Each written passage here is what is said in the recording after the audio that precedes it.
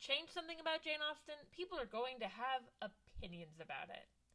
Here are some reviews just about Pride and Prejudice 2005. It's quite agreeable, as the fatuous Mr. Collins would say, but there's something disturbing about a Jane Austen adaptation that uses an ampersand as the official part of its style. John Beffius of the Commercial Appeal. It's a fitfully engaging romance, it's just not Pride and Prejudice. Jonathan Rosenbaum of the Chicago Reader. But on the other side of the coin, Pride and Prejudice is made fresh yet again. Steven Snyder of Zitternet Movies. Director Wright and screenwriter Mohawk have streamlined the author's prose splendidly, and combined with the spirited and emotional performances by the entire cast, the first Pride and Prejudice of the new millennium is a three hankies masterpiece. Sarah Michelle Fetters of MovieFreak.com. It seems no one can agree on anything, especially not on how books should be adapted.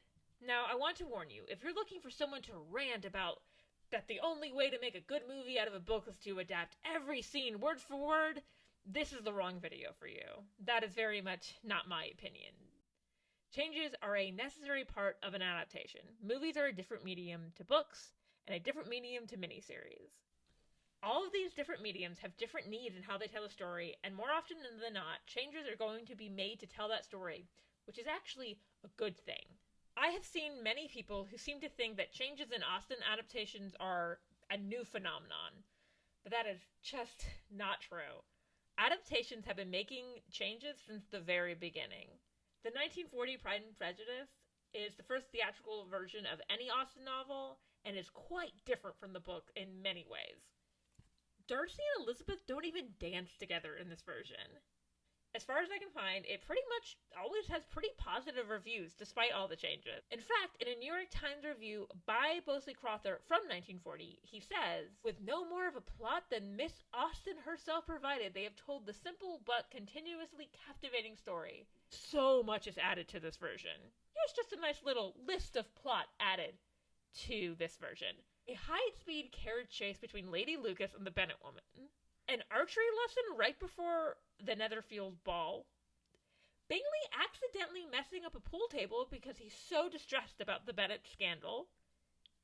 Mary magically singing better at the end. And her and Kitty apparently having some budding romances. Or in the most bizarre, Lady Catherine turning out to be testing Lizzie to see if she's good enough for Darcy. Like she's working for Darcy to figure out if Lizzie loves him. I guess to make her one of the good guys for some reason? I don't know. This has always confused me. Other changes are that Wickham is there much earlier. It takes place in a later time period, which leads to different dresses and different dances than would have been in the book. Mr. Collins is a librarian instead of a clergyman. Mr. and Mrs. Hurst are cut, which happens in a lot of adaptations. They pretty much skip Elizabeth going to Pemberley, which in the book is where Elizabeth starts to fall in love with him. So, pretty important. And, the pacing after the first proposal just starts speeding through everything. And yes, some of these changes had practical reasons. One of the reasons the movie is set in the 1830s is because the studio wanted to use more elaborate costumes than would have been used in a Regency setting. Mr. Collins' change into a librarian was a necessity because of the Hays Code. Also known as the Motion Picture Production Code, this code bound most movies of this time to rules that many of us would find restrictive now, and one of the rules was that movies were not allowed to ridicule the clergy. I have often seen people call the 1995 BBC miniseries of Pride and Prejudice the most accurate, and in many ways it is. However, there are still changes. Sometimes changes can end up being celebrated. Because how many times have we seen the lake scene being celebrated? I hate to break it to you, but that scene is not in the book, but it has become an iconic part of this story to many people. It has been parodied or recreated in some ways in things like Lost in Austen, or the second season of Bridgerton. At one point there was even a giant statue of Mr. Darcy in the lake. We actually get more than a few extra moments with Darcy, such as him getting out of the bath and watching Lizzie play with the dog, or him fencing. And I have nothing against these changes. In fact, with how long that miniseries is, I personally think it's a good thing to check in with Mr. Darcy during those long stretches he and Elizabeth are apart. Because you don't want your romantic lead to be just out of people's minds for an episode. But I find it interesting how these changes are often overlooked compared to the 2005 Pride and Prejudice. The 2005 Pride and Prejudice has been given a hard time for changing things from the novel. despite, as we have established, that very much not being a new thing. For one, it has the common one of cutting the hearse out. Many things are truncated to get to the story in a theatrical runtime. In many ways, it can be unfair to compare a miniseries and a movie in this way, since they are not the same product, and also aren't supposed to be. Sure, some scenes are made more cinematically romantic, such as moving the first proposal to outside in the rain, and the second one to a hazy morning during magic hour. But honestly, I'm fine with this. Movies are a visual medium, and sometimes looking good is a fine reason to make a change. Those scenes look beautiful, and in a movie, that is a good enough reason to exist. The movie also has Mr. Darcy's portrait changed to a bust to take advantage of the filming location in Chatsworth's beautiful sculpture garden. I personally love that they worked with what the location was giving them. There is one big change I want to talk about for this version, and that would be what is now known as the American ending. If you're not familiar with the American ending, there's a scene after Mr. Bennet gives his approval where the movie jumps in time to Darcy and Elizabeth married at Pemberley having a nice moment together.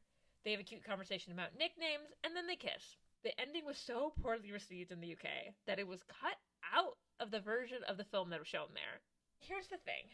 I will be an American ending defender till the day I die. I don't care that scene's not in the book. It doesn't contradict anything in there, and it's cute. I cannot imagine being so much of a purist stick in the mud that I have a problem with the romantic film I've been watching ending with a cute scene with the main couple. It's a great way to end the film, and I don't care what those test audience said. Pride and Prejudice is not the only book to have changes in its adaptations. Most versions of Emma do not have a 16-year age gap between Emma and Mr. Knightley. Gwyneth Paltrow and Jeremy Northam have an 11-year age gap. Romola Gary and Johnny Lee Miller have a 10-year age gap. And ironically, the one I saw people complaining about the most about them looking the same age, Anya Taylor-Joy and Johnny Flynn, have the most accurate age difference at 13 years. I think people may lose perspective on what different ages look like as they get older, and people just age differently now. Or maybe people are just convinced that the way it was in the version they grew up with is inherently correct, even if the newer version might be more accurate. And sometimes changes made in adaptations just stick with people. I remember someone complaining about the 2020 version of Emma not having Frank Churchill saving Emma when her carriage was stuck in some mud. Here's the thing. That scene, as far as I know, was made up for the 1996 version with Gwyneth Paltrow. It's a fun scene. I get liking it as an introduction to Frank, but it's not fair to expect any other version to have those changes. For the most part, these are not really remakes. They are adaptations of the same source material, but they're not based on each other. Sure, some adaptational decisions seem to stick. No one in the book really said Lizzie has dark hair and Jane has to be blonde, but that happens a lot. Same with Emma's blonde a lot. But it's not something like A Little Princess having a new ending for an adaptation that just sticks. Sorry for spoilers for Little Princess, but the ending where her father is chest wounded and unable to get back to her at first was made up for the 1939 Shirley Temple version. It was also used in the 90s movies that many of us are familiar with. I even remember seeing a play version of it as a child that used that ending too. I hate to break it to you, but in the book, Captain Crewe is just dead. The happy ending she gets is she gets adopted by his childhood friend. And I'll be honest, having that ending was a bit of a bummer when I expected that dad to turn up and save the day. But I can't help but think how many of us love that ending, and how many of us would also be livid if an adaptation of a Jane Austen novel tried to pull something like that and change the end so much. Sure, the 2020 version of Emma has that scene where Mr. Knightley realizes his feelings for Emma right after the ball and chases after her, but nothing about that changes the story inherently. None of the changes to Austen adaptations tend to change who ends up with who or anything like that.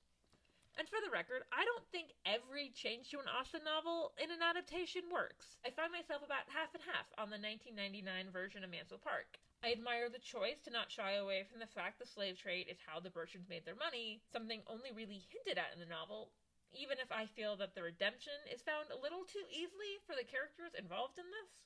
On the other hand, the choice to work in moments of Austen's own life into Fanny's is one that I don't personally think works great. I find that some of these actions contradict other actions Fanny makes, and it tends to make her inconsistent and her motivations muddled. But not everyone agrees with me, and that's perfectly fine. Jack Gardner of Rochester Democrat and Chronicle felt that it was a smart hybrid, part novel adaptation, part biography. It's now a period saga overlaid with a modern sensibility. with talking about changes, I have to talk about the version of Persuasion that came out last year because it took a lot of risks. Also, here's a picture on my phone because Netflix never released a DVD of this. And honestly, I admire that it took risks. It's not like it's the first version of Persuasion to make changes. I don't remember a big carnival randomly happening like in the 90s version, and I don't remember Anne running around the streets of Bath like in the 07 one. I really enjoy both these versions, but in many ways, they're kind of similar in tone, so I admire the Netflix one for trying to do something new. Do I think it works 100% of the time? Maybe not, but I would so much rather we get an adaptation try something new than get another version of the same thing we saw 10 years before. And I think in a lot of ways, there's a beauty in having all of these Austen adaptations. Because there are so many of them, we don't need to worry about things being 100% accurate all the time. There can be risks, and that's great. And even if sometimes those risks don't work out, it's fine, because we still have the ones that came before it, and the ones that will probably come after it. There's a different Austen adaptation for all of us, and I think that's just great. Thanks for watching, and I just wanted to thank Bianca Hernandez-Knight and the whole virtual JaneCon crew for putting on this amazing con every year. If you see me lurking around this weekend, make sure to come and say hi, and I will see you all around virtually.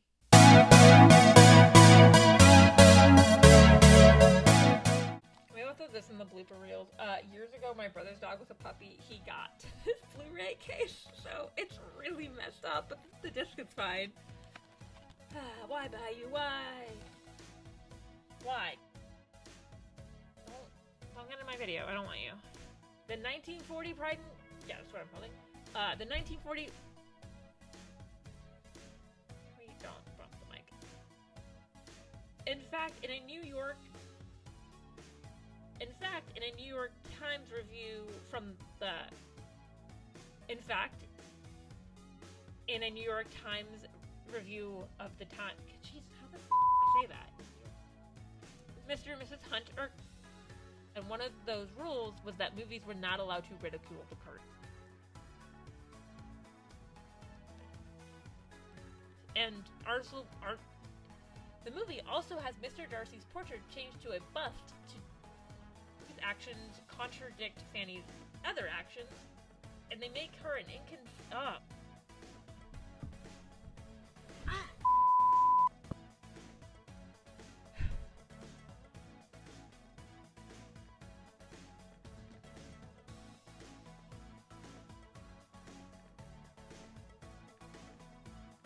Also, here's a picture of the poster on my phone, because I don't think Netflix ever... Stop doing that. On the other hand, the choice to work in... Is this never been opened? I apparently have never opened this DVD to play, which I must have been streaming at some point, because I've definitely watched this in the last couple of years.